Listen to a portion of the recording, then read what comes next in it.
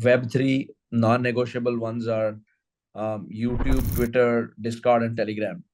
And please know that these are the channels where 90% of our ecosystem is hanging out today.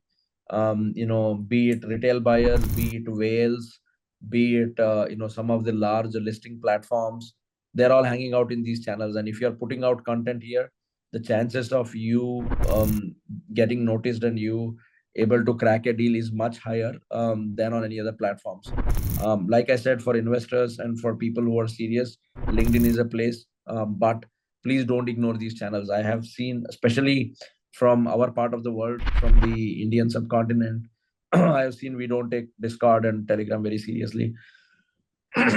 There are a lot of crypto whales. There are a lot of these investors. There are a lot of these family offices, who hang out in these channels. Again, if you're going very specific or building very specific to a market, there are different social channels. I'm sure guys in the room know, I mean, you folks know that there are about 235 social media channels that have more than 100 million or more than, I think, 50 million followers. If you are in China, if you are wanting to raise money from the Chinese family office, WeChat is non-negotiable. If you are raising it from Korea, then their social channel is non-negotiable. So make sure that you are building your strong presence on the channels that matter.